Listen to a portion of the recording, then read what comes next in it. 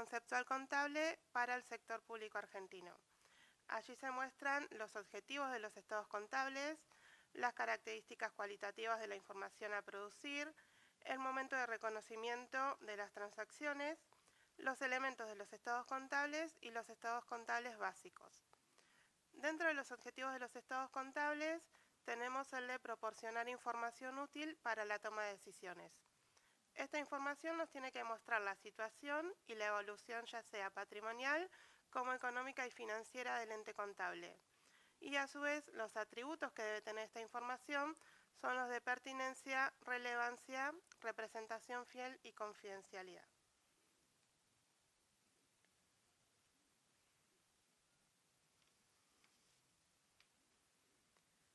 En el presente trabajo nosotros nos enfocamos en la baja de activos y pasivos que estuvieron previamente reconocidos en el estado de situación patrimonial. Particularmente vamos a hablar de la baja de activos por la declaración de incobrabilidad y la baja de pasivos por prescripción de deuda. El objetivo es que los activos y pasivos que están reconocidos en el estado de situación patrimonial reflejen la realidad del ente.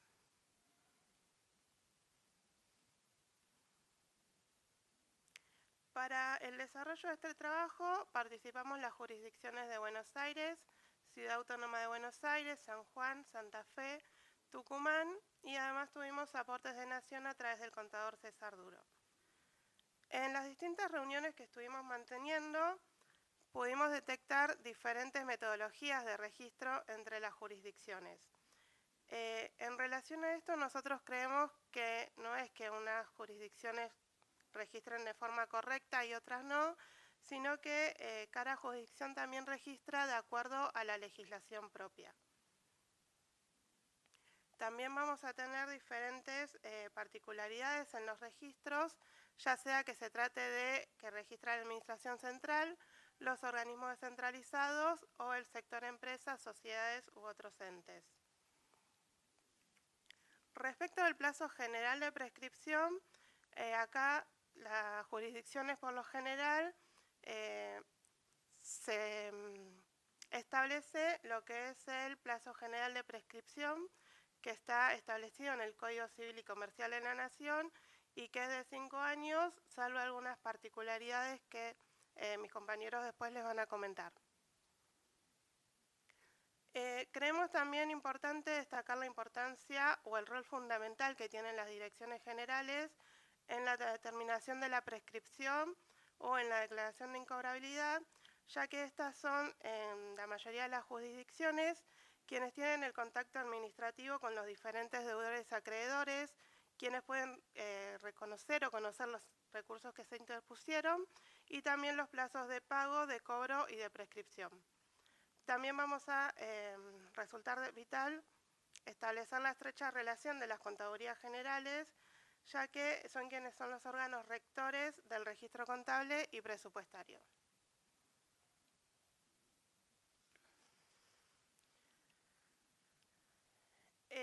Para el desarrollo del trabajo, el marco normativo que analizamos fue, en primer lugar, el Código Civil y Comercial de la Nación, que establece tanto los requisitos como los plazos para la prescripción de deudas, las leyes de administración financiera y de contabilidad de las distintas jurisdicciones.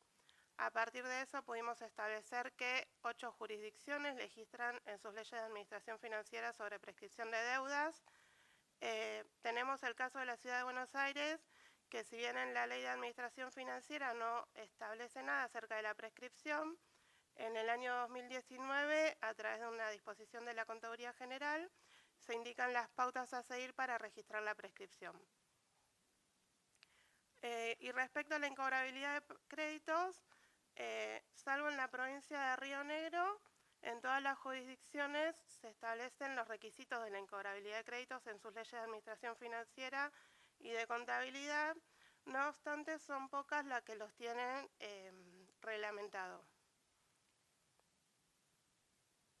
Y como ya mencioné anteriormente, en la resolución 2 de la Asociación de Contadores Generales, que establece el marco conceptual para el sector público argentino, se mencionan las definiciones de activo y pasivo, que ahora no las voy a decir porque todas las conocemos, pero creemos necesario conocer y destacar estas definiciones para poder determinar cuándo corresponde el registro tanto de la incobrabilidad como de la prescripción, para poder mantener siempre el reflejo de la realidad del ente y que el estado de situación patrimonial se acerque a la realidad lo más posible.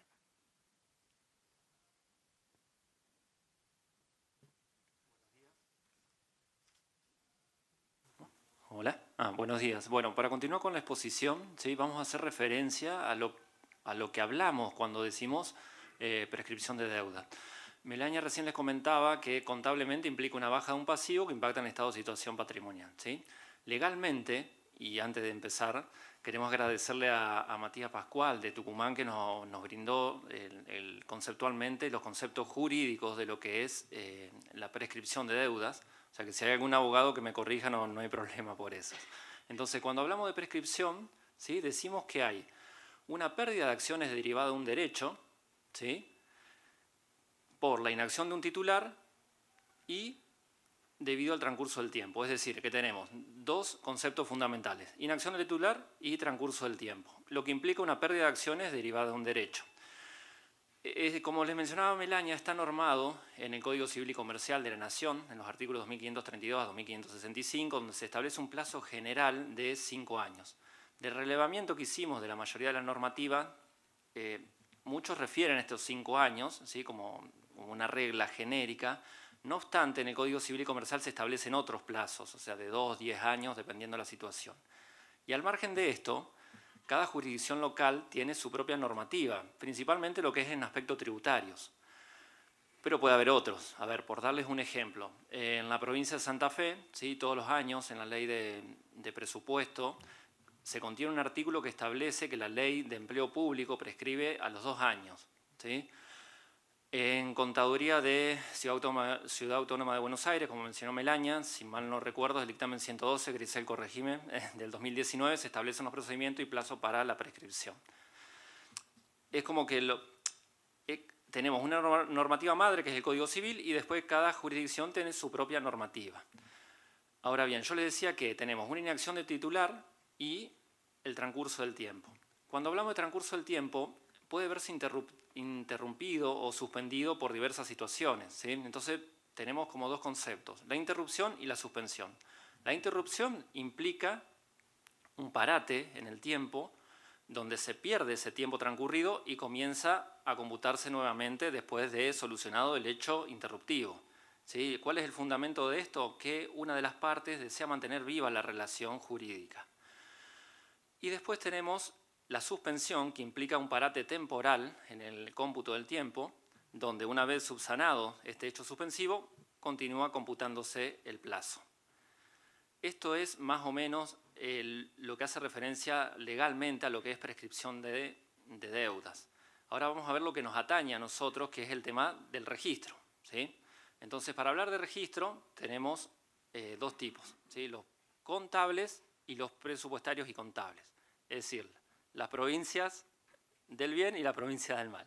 Es un chiste para la comisión, pero bueno, fue un tema muy discutido en la comisión porque, a ver, esto no es una propuesta de registro por parte de la comisión, sino que es un relevamiento que hicimos de las provincias que intervinimos en la comisión. O sea, es como que pudimos dilucidar dos grandes grupos: lo que lo hacen contables de lo que hacen presupuestarios y contables. Vamos a ver unos ejemplos de cada uno. Fíjense en la siguiente filmina. Vamos a arrancar con las provincias que registran la prescripción de manera contable. Acá en la filmina tenemos dos ejemplos. Fíjense el primero, consiste, supongamos, en un devengamiento de un gasto, objeto 2, por ejemplo, productos minerales, productos metálicos, donde contablemente nos arroja un asiento que es bienes de consumo a proveedores a pagar. Obviamente, acá nosotros le pusimos bienes de consumo porque la partida 2 de objeto 2 es bienes de consumo y proveedores a pagar podría haber sido otras cuentas a pagar. En realidad, este asiento contable depende de una matriz de relación entre las partidas presupuestarias y cuentas contables, que cada jurisdicción puede tener otras cuentas, ¿sí? Solamente quisimos reflejar esto, que es un gasto o un pasivo. Por ejemplo, supongamos que prescribe la deuda 5 años, ¿sí? Con un asiento contable se realiza se cancela ese pasivo generado contra resultado del ejercicio o resultado de ejercicio anterior, porque tuvimos dos variables de las jurisdicciones que lo hacen contablemente. Y el otro ejemplo que ven ahí es, fíjense que dice asiento de apertura, proveedores a pagar, que es en el caso que suponemos que se inicia con un sistema nuevo, ¿sí?, donde está cargado ya perdón, el pasivo. Entonces, contablemente la prescripción se realizaría de manera similar que en el caso anterior, ¿sí?, con un asiento contable que debita proveedores a pagar o la cuenta de pasivo correspondiente y acredita una cuenta de resultados de ejercicios anteriores. Bueno, estos serían los dos ejemplos, así brevemente, de los que lo hacen contable. Ahora bien, tenemos el otro grupo, que son la parte de los registros presupuestarios y contables. Y planteamos dos ejemplos también. Los dos ejemplos son similares. El primero es similar al anterior, bienes de consumo, ¿sí? Y el segundo es un bien de uso. Permiso. Y el segundo es un bien de uso que también, cuando tuvimos una reunión con la comisión, hablamos con Grisel que puede ocurrir el caso de que, por ejemplo, tenemos la recepción conforme de un bien, ¿sí?, se da de alta en el patrimonio, y por alguna situación el proveedor desaparece, fallece, nunca tenemos la factura, y bueno, pasan los años y decimos, bueno, vamos a declararlo incobrable, pero el bien lo tenemos. Entonces, si ustedes se fijan en los segundos asientos, o sea, el segundo asiento y el cuarto, ¿sí?, que es el caso de la prescripción, es similar que el caso planteado para, en la filmina anterior, ¿sí?, de contablemente, ¿sí?, se baja el pasivo a otros ingresos o resultados de ejercicios anteriores. La diferencia acá radica en que no solamente se hace la cancelación contable, sino presupuestaria, ¿sí? Vuelvo a decir, esto es un relevamiento de las jurisdicciones que lo hacen, no es que esté bien o que esté mal, que era como les mencionaba Melania, ¿sí? Quiero que quede claro eso. Bueno, en definitiva, ¿cuál es la razón de por qué se hace presupuestariamente, particularmente de las jurisdicciones Provincia de Buenos Aires y Santa Fe? Es por una cuestión de disponibilidad presupuestaria que nos permite devengar. A ver, en un caso extremo, supongamos alguna fuente, ¿sí?, donde tenemos el banco, ¿sí?, igual a una deuda, supongamos que en un ejercicio lo cancelamos contra ejecución de recursos, nos va a permitir tener un recurso y después devengar. O sea que la diferencia entre el devengado y el percibido va a ser nulo. Si nosotros no lo ejecutamos, es como que vamos a tener un devengado de gastos en un presupuesto, sí, pero no vamos a tener el recurso. Ese es uno de los fundamentos que sostenemos desde Buenos Aires y Santa Fe. Y el otro argumento, en realidad es más para la provincia de Santa Fe. Tenemos en la Ley de Administración Financiera propia de Santa Fe un artículo que establece que los recursos que se recauden, ¿sí?, en exceso a lo presupuestado pueden destinarse a ampliar partidas de gastos siempre y cuando se atiendan los déficits acumulados y los servicios a las deudas vencidos.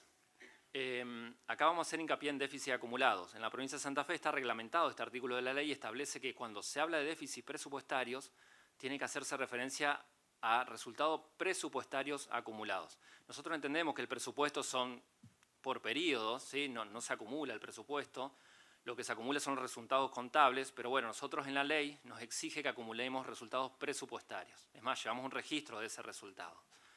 Bueno, esto fue un breve resumen de los dos criterios que pudimos relevar y ahora la dejo con Paula. Bueno, al momento de regular el procedimiento de prescripción nos pareció importante mencionarles tres aspectos que debemos tener en cuenta. El aspecto... ¿Esto se escucha? No, es que soy más alta. Bueno, el aspecto normativo. Bien, sabemos que, como ya les dijo Melania, respecto a las leyes de administración financiera, en varias jurisdicciones está prevista la prescripción contable. Lo que nos parecía importante es que las contadurías, como órganos rectores de los sistemas de contabilidad,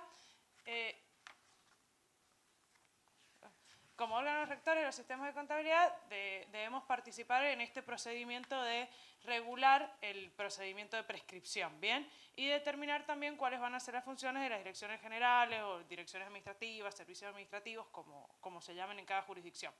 En el aspecto informático, acá está bueno porque podemos ir avanzando y actualizando nuestro sistema de gestión para poder, por lo menos el aspecto registral, hacerlo de forma un poco más automática o en el sistema, por ejemplo, en Ciudad Autónoma, en San Juan y en Buenos Aires, tenemos un formulario particular para prescribir comprobantes presupuestarios. Es decir, que no recurrimos a la minuta o a un pago con un instrumento contable, es decir, que en vez de elegir una cuenta bancaria elegimos resultados de ejercicios anteriores como pagadora de ese comprobante presupuestario. En el caso nuestro tenemos un comprobante puntual de prescripción.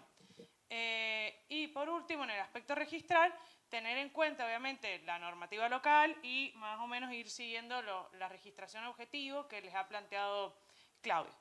Es decir, la emisión de normativa local, porque sabemos que no está regulado en muchas jurisdicciones. También, importante mencionar, Santa Fe, por ejemplo, en la normativa, en la circular de cierre anual, incluye la solicitud o el requerimiento a que informen la deuda que está en condiciones de ser prescripta. Bien, entonces ya vamos como pidiéndole a las direcciones generales que vayan ordenando un poco su información, por así decirlo, ¿bien? Esto también lo podemos ver en el estado de deuda o de pasivos. Ir clasificando la deuda, no solamente en corriente o no corriente, exigible o no exigible, sino también aquella que está en condiciones de ser prescripta. Y respecto al acto administrativo, en este caso, en las jurisdicciones que participamos, el rango del acto administrativo era distinta en todas. Entonces, bueno, analizar qué nivel tiene o qué autoridad va a ser la competente para dictar este acto y en qué momentos las contadurías generales, como pasa en Ciudad Autónoma y pasa también en San Juan, a través de una disposición o circulares o resoluciones, pueden prescribir contablemente deuda, ¿bien? Por su antigüedad. Y por último, bueno, tener en cuenta la registración siempre, como ya les dijo Melania también en la introducción, buscando exponer en el estado de situación patrimonial información representativa de la realidad.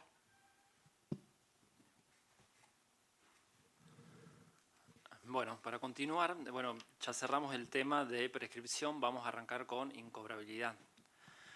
Al hablar de incobrabilidad, primero tenemos que hacer referencia al alcance, ¿sí? Que excluimos los de naturaleza tributaria que se rigen por sus propios códigos fiscales. Melania también hoy les había mencionado que la incobrabilidad de un crédito implica, ¿sí?, una baja de un activo que impacta en el estado de situación patrimonial. Legalmente, del relevamiento que realizamos, la mayoría coincide en que se debe declarar la incobrabilidad, ¿sí?, una vez que se hayan agotado todos los medios necesarios para su cobro.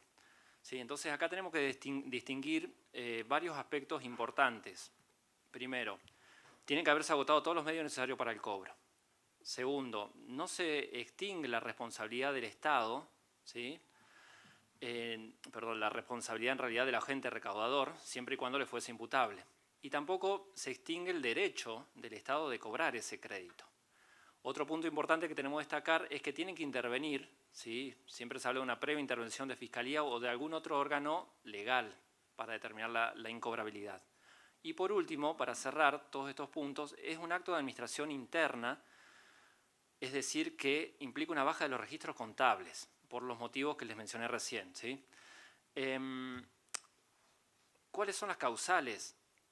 Bueno, ahí en la filmina tiene una enunciación taxativa que surge de las distintas jurisdicciones, o sea, no quiere decir que alguna jurisdicción que no tenga que aplicar todas o una, sino que es una enunciación solamente. Las más comunes, ¿cuáles son? Bueno, las que le mencioné recién, tienen que haberse agotado todos los medios necesarios para el cobro. Puede ser la prescripción, ¿sí? Por ejemplo, pasan 5 años, no cobro, bueno, vamos a declarar la incobrabilidad o iniciamos la gestión para declararla. Puede ser el concurso preventivo, la quiebra, la desaparición del deudor, o bien otro indicador que establezca cada jurisdicción.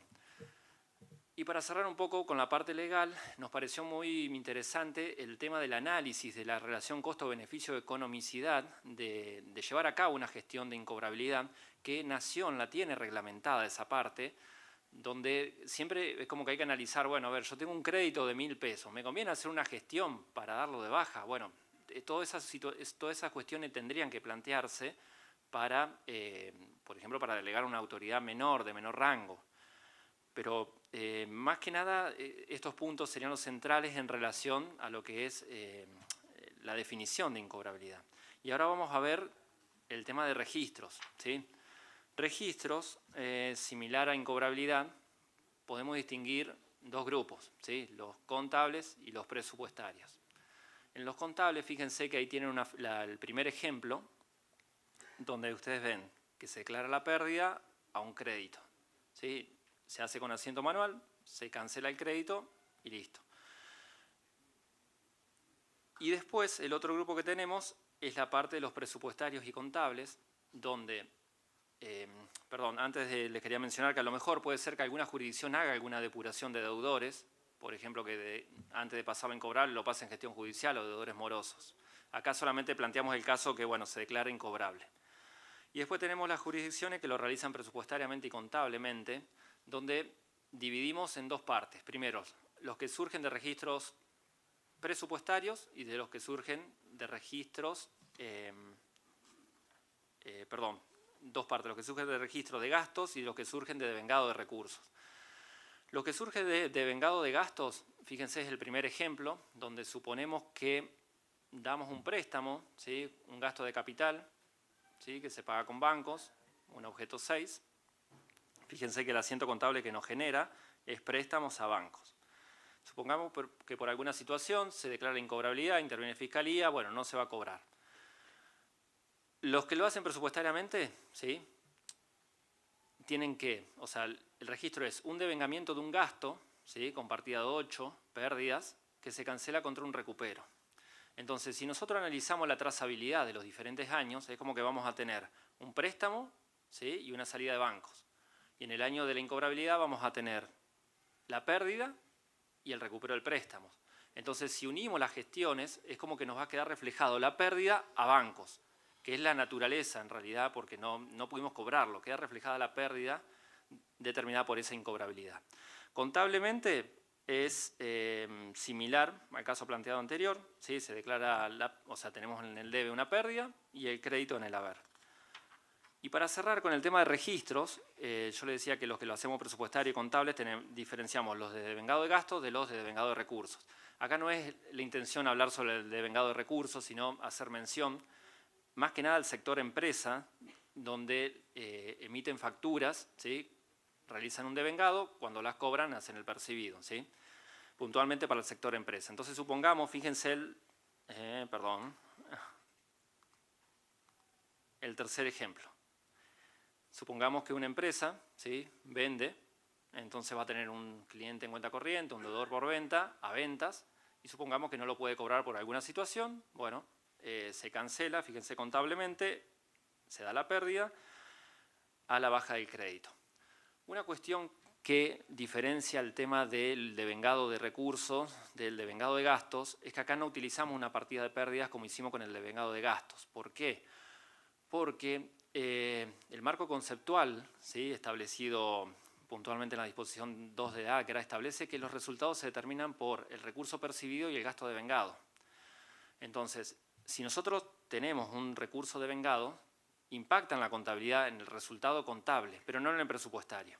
Por eso, la incobrabilidad la hacemos de manera contable. Y el otro ejemplo, el ejemplo 2, es muy particular para la provincia de Santa Fe, pero puede haber alguna jurisdicción que lo tenga. En la ley de presupuesto, ¿sí? De Santa Fe, todos los años se contiene un artículo que establece que las obras de ejecución prolongada, ¿sí? Que se financien con fondos nacionales o externos, y que la remesa de fondos dependa de la aprobación de certificado de obra, puede quedar ejecutada sin el correspondiente recurso, ¿sí? Es como que rompe la regla general. Tenemos el gasto y no tenemos el recurso. En estos casos, lo que hacemos es devengar un recurso que refleje ese crédito. Fíjense, por ejemplo, fondos a recibir de nación o de fondos externos a transferencias, ¿sí? Impacta en la situación patrimonial, impacta en el estado de resultado contable. Por alguna situación, Nación decide no enviar más fondos o se corta la remesa de fondos del sector externo. Bueno, se da de baja ese crédito con asiento manual, como les mencionaba recién, debitando la pérdida y acreditando el crédito generado oportunamente. Bueno, esto es brevemente las dos situaciones relevadas por parte de la comisión. Ahora las dejo con Paula. Bueno, en los aspectos a considerar respecto al procedimiento de incobrabilidad. Consideramos importante tener en cuenta la exposición en el estado de créditos, ¿bien? También acá la clasificación en aquellos créditos que están en gestión judicial o en proceso de declaración de la incobrabilidad. En este caso sabemos que las jurisdicciones en sus leyes de administración financiera y contabilidad, como ya les mencionó Melania, tienen algunas habilitada la prescripción, la incobrabilidad contable, ¿bien? Y acá vamos a la particularidad del acto administrativo. En el acto administrativo, en la mayoría de las leyes ya nos requiere la intervención del servicio jurídico, el dictamen favorable de Fiscalía de Estado y, por último, el acto administrativo es un decreto del Poder Ejecutivo, es decir, que el procedimiento probablemente sea un poquito más largo. En Nación, la particularidad que tiene es que necesita la intervención favorable del servicio jurídico y de auditoría interna y la puede dictar el jefe de ministros, los titulares de los ministerios, secretario general de la Presidencia de la Nación, los titulares de los ODE, de los organismos descentralizados. Bien, y por último, respecto también considerar la registración, que como ya les planteé para la incobrabilidad y lo que les ha estado hablando Claudio, es una registración objetiva, obviamente tener en cuenta nuestra legislación local y siempre buscar exponer en el estado de situación patrimonial información confiable y representativa de la realidad.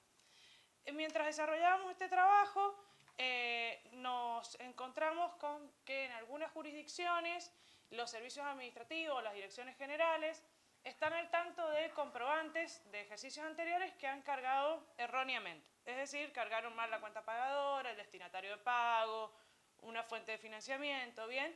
Y lo que sucede normalmente es que los dejan en su contabilidad hasta tanto se prescriba, ¿bien? Sabemos que no es lo normal, claramente, no debería pasar. Pero bueno, a veces sucede. Y estaríamos en nuestra contabilidad reflejando o exponiendo información errónea, ¿bien? Desde la Comisión de Estudios se nos plantea acá la posibilidad de autorizar un procedimiento, ¿bien?, para dar de baja estos saldos. ¿Cómo? Obviamente con un marco normativo que lo justifique, la intervención de las contadurías generales como revisoras de este procedimiento y obviamente documentación y todo que permita justificar esta baja, ¿bien? En la medida de lo posible. Si no es posible, esperar a que se prescriba y listo. No nos vamos a complicar más, ¿bien? Siempre buscando no exponer saldos erróneos en la contabilidad.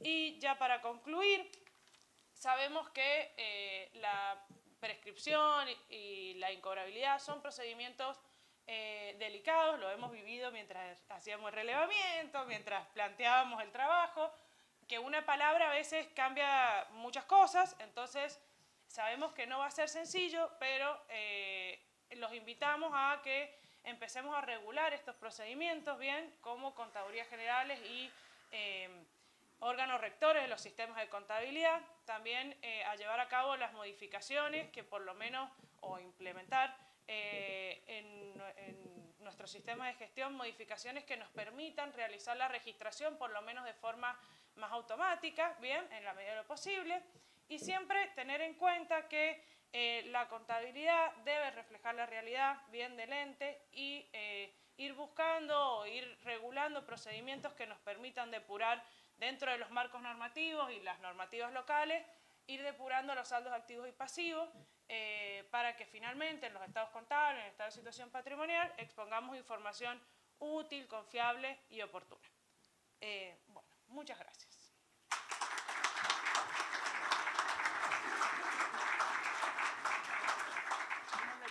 Buen día. ¿Alguna pregunta? El contador César.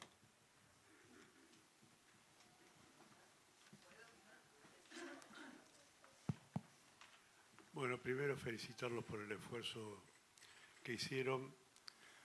Nosotros estamos al lado de las contadurías buenas. A ver, bueno, esto lo hemos discutido bastante entre las contadurías, porque como bien planteó, creo que Melania, son criterios. el federalismo en nuestro país no obliga a ninguna contaduría a seguir los lineamientos de otras contadurías. Pero viendo el ejemplo que diste cuando, en la parte de créditos, ¿no? Porque Nación tiene un sistema que a los 2 años no pagaste la orden de pago se da de baja, el comprobante seguirá vivo y cuando quiera cobrar el acreedor tendrá que imputar el nuevo presupuesto. Es una forma también de, hablando en castellano, que nadie se duerma en los laureles. Además es muy difícil que un proveedor deje pasar el tiempo. Donde sí se ve bastante el tema de supuestamente prescripciones son en transferencias donde a provincias, donde bueno, por cuestiones políticas se hace el orden de pago, después llega el momento, no se le paga y quedan ahí in eternum. En la parte de crédito vos manifestaste que la imputación, digamos, al presupuesto lo hacen cuando declaran el crédito incobrable. Ahí iría como un gasto al presupuesto, ¿es así? Exacto. Sí, sí, Ahora sí. bien, la norma contable dice que periódicamente, año tras año, vos tenés que hacer una previsión para deudores incobrables. Entonces, ¿cuándo yo voy a imputar el presupuesto? ¿Al momento de la previsión o al momento de la declaración de incobrable? Porque si yo ya hice la previsión, cuando declaro incobrable solamente es revertir el asiento de previsión sin que tenga una cuenta de pérdida, porque la pérdida ya la tuve considerada. Exacto, es así. Tendría que devengarse el gasto cuando se hace la previsión. No lo planteamos acá, pero tendría que ser así. Sí, sí. Claro, ahí sería el problema que estamos imputando como gastos, un gasto que no es cierto y liquidado. Por eso te digo el tema de, que fue lo que nos volvió en discusión, el tema de que esto tenga reflejo presupuestario, a veces trabaja más con otro criterio que no es el de recurso digamos, y devengado. ¿Vos querías, Cristina, algo más? Hola chicos. Bueno, gracias porque nos movilizó bastante este tema. Discutimos de manera extensa. Pero bueno, esto es lo bueno de la comisión, ¿no? Que por ahí nos quedamos dormidos en algunos temas que son extremadamente teóricos. Y bueno, lo importante es encontrar caminos que nos lleven a que en algún momento, cuando podamos leer todas las cuentas generales de inversión, todos tengamos el mismo criterio. Así que aplaudo por ello. A mí lo que me pega es cuando escucho recurso devengado. Recurso para nosotros va por lo percibido y yo creo que ahí es donde tenemos la gran diferencia con si el recurso yo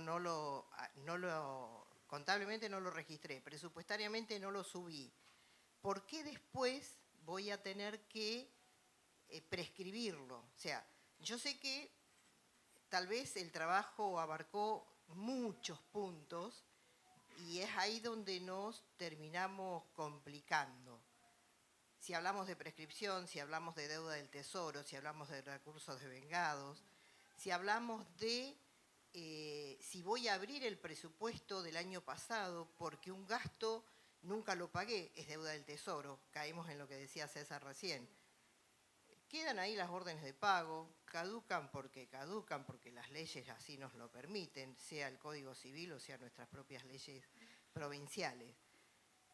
Pero en lo que yo he sido la más cerrada cuando hemos tenido las discusiones, digo, a mí me pone de la nuca que me digan recurso devengado.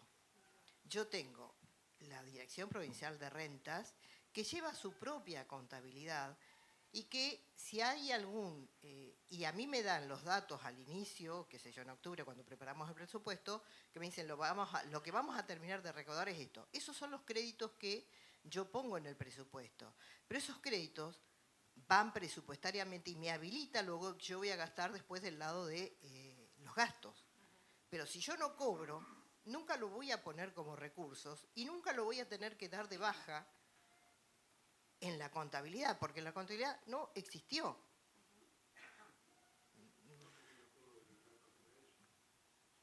Ese fue el gran quiebre. Después podemos llegar a tener deuda del Tesoro. Deuda del Tesoro que hemos llegado a plantear también en las reuniones que teníamos por Zoom, que hay un proveedor que no cobró. Pasó un año, pasaron 2 años y al tercer año digo, bueno, ese gasto lo voy a dar de baja. Sí, contablemente, pero no me voy a meter en el presupuesto de hace 3 años para atrás. Porque el presupuesto ya está cerrado. El presupuesto no acumula. El presupuesto se muere el 31 de diciembre de cada año. Claro, sí, nosotros entendemos eso, pero nosotros, por ejemplo, Santa Fe, que nos obliga la ley, ¿qué hacemos? Sigan ustedes con sus leyes, pero O no sea, me la... no puedo decirle, no, la asociación dijeron que no, nosotros no cumplimos mal la ley. No. Es una cuestión, chicos, esto es lo que yo decía, no es una cuestión de criterio. Yo llevo una contabilidad presupuestaria y llevo una contabilidad de la contabilidad, así como llevo una contabilidad del Tesoro y llevo una contabilidad de los órganos recaudadores y llevan una contabilidad cada una de las empresas. Son tan grandes, ¿sí?, las registraciones y tan particulares que yo creo que acá el lío se nos armó cuando metimos cómo prescribe en una empresa, cómo prescribe en un centralizado y cómo prescribe en el organismo central. Ahí es donde se nos armó el lío. Claro. Pero bueno, creo que ya lo hemos recontrahablado, lo tenemos Sí. más que claro. Perdón, en relación al tema del devengado no queremos hacer hincapié en eso, solamente reflejar el caso del sector empresa. Nosotros cuando comenzamos la charla acá dijimos que el alcance excluíamos los de naturaleza tributaria. Es como que solamente queríamos hacer referencia en el caso de una empresa que realice una venta por el devengado y el cobro por el percibido, nada más en relación al devengado. Claro, eso fue lo que planteamos cuando vimos el trabajo. El gran error que se tiene, no de ustedes, es decir, si ya vamos a estas famosas normas internacionales de contabilidad, los muchachos ¿qué hicieron? Sector público. Y el sector público abarca vitalicio, cadete, menores, infantiles, activos. Entonces vos, el sector público, no lo podés analizar como un conjunto, sino el sector público lo tenés que analizar por la naturaleza de cada ente. No es lo mismo en una empresa, una deuda que prescribe, que en un fondo fiduciario o que en un organismo de la Administración Central. No vas a cambiar la ley de Santa Fe. Creo que es el artículo 34, puede ser el que... 33. Estaba cerca, sí. Y andaba cerca. Le pregunté a Ángel Ciara, ustedes lo conocen, fue ministro ¿sí? de Economía, le tiré la pregunta a Angelito, todavía estoy esperando que me la conteste. Nosotros básicamente donde está la raíz de la discusión es cuando nos hablan de resultados presupuestarios acumulados, porque la norma general es la anualidad del presupuesto. Nace y muere el 1 de diciembre, punto. Lo que pasó, pasó. Entonces, sí puede servir eso para tener un estudio estadístico, analítico de cómo ha sido la gestión de un periodo. Que eso se hace en deuda pública, se hace en recursos, pero de ahí a que uno es lo que llamaba Titi, la contabilidad del presupuesto, hablar de resultados acumulados no nos cierra, ¿no? Disculpa, Conceptualmente. César, yo acá. Sí, tengo micrófono. Nosotros no es que abrimos el presupuesto, o sea, el presupuesto está cerrado, o sea, el 31 de diciembre ese presupuesto lo que pasó y no se toca. Lo que nosotros llevamos es una historia de resultados presupuestarios acumulados y viendo las transacciones entre presupuestos. Entonces, lo que nosotros apuntamos a decir es, si una transacción en un año me impactó en gasto y me impactó en el resultado de ese ejercicio fue deficitario, supongamos, por esa transacción. Si esa yo al final no la pagué y prescribe, yo lo que hago es dar un recurso para corregir los resultados presupuestarios acumulados. Esa es la lógica, pero nosotros no es que abrimos el presupuesto de ese año terminó. Yo lo que hago es impactar un recurso en el presupuesto de este año para poder hacer la modificación presupuestaria y habilitar la partida de gastos. Esa es la lógica con la que tocamos, pero no se tocan los presupuestos de años anteriores.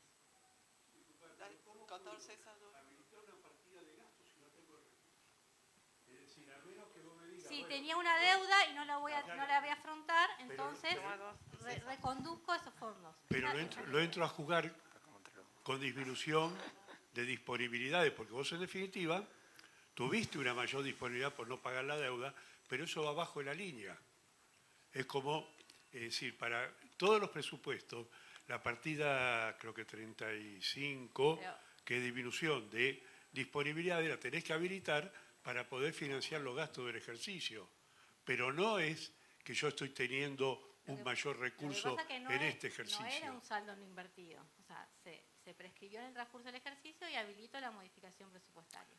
Está bien, además, esto que hablaba Claudio, que nosotros tenemos la reglamentación del 33 de los déficits presupuestarios acumulados. O sea, cuando hay mayor recaudación, yo tengo que atender esos déficits presupuestarios acumulados, entonces tengo que llevar esa historia. Porque si no, yo estoy mintiendo, porque en ese año ese déficit no fue tal, porque yo prescribí la deuda.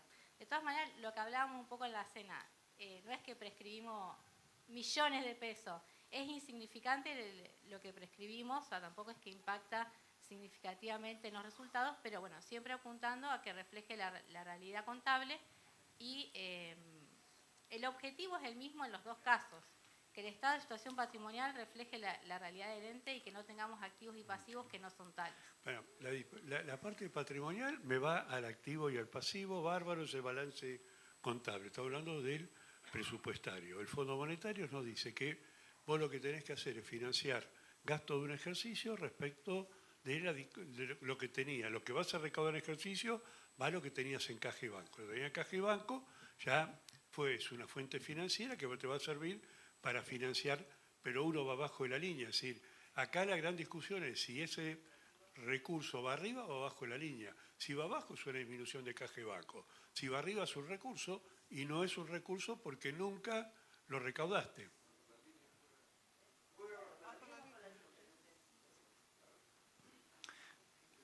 Bueno,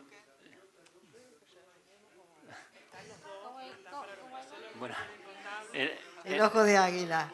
Sí, no. sí, ahí se anda. Bueno, como ven, nos ha movilizado y es lo que pretendemos. El KID, en definitiva, es como termina diciendo César. Los recursos entraron en el año que entraron. Si no los pagaste o si se te dio vuelta la situación, ya está. Sí podés utilizar esos fondos que no gastaste. Yo entiendo que vos decís, bueno, los voy a usar en el ahora, que es el futuro. Y por eso lo voy a meter como recursos, pero no lo metés como recursos de ese ejercicio, sino como te traes de la contabilidad las disponibilidades y aplicás un nuevo gasto, lo aplicás al gasto. A ver, Carlos. Inés. Allá, Carlos. Vale, ¿dormiste? Ya estaba yo acá, así que no sé. El tema es la autorización para gastar de ese nuevo recurso que se crea, que aparece, digamos, por disponibilidades. Si vamos al absurdo de un ejemplo, no sé, de un gran número que no se da nunca, y lo queremos gastar y no tenemos permiso para gastar, ¿qué hacemos? Un helicóptero, nos prescribe una deuda y nos queremos comprar un helicóptero. ¿Lo podemos comprar? ¿Y la autorización para gastar de la legislatura para comprar un helicóptero, de dónde surge?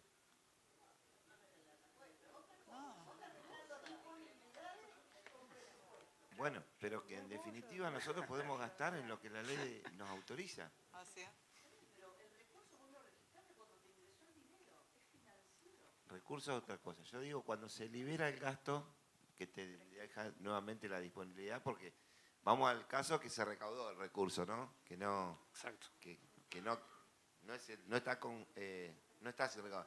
Se recaudó el recurso. Vos cobraste un impuesto, tenés los fondos. Sí. Tenía un gasto previsto, lo gasté, no lo pagué, financieramente no me salió el dinero. Prescribió. Esa plata me quedó en disponibilidad, me quedó en la cuenta única del tesoro. Es un remanente financiero. Pero no tenés autorización no tenés para... no tenés partida de recursos para devengar. Pero yo, legislador, no te di permiso para que vos hagas... Bueno, vamos. Bueno, Claro, se nos después terminó nos el tildan tiempo. que tocamos todo. Bueno, lo digo yo. Se Bueno, nos terminó el tiempo. ahí concluimos. Sí. Para concluir, la idea era plantear las dos posibilidades. Así que súmense a la comisión porque hasta el momento va ganando Santa Fe, ¿ven? En cupo. Entonces estamos Melania y yo ahí con que solamente tenemos el contable. Buenos Aires y Santa Fe son 4. Así que súmense y la idea era plantear las dos alternativas, los que solamente tienen contable y los que tienen presupuestario y contable. Por ello, de parte de la comisión,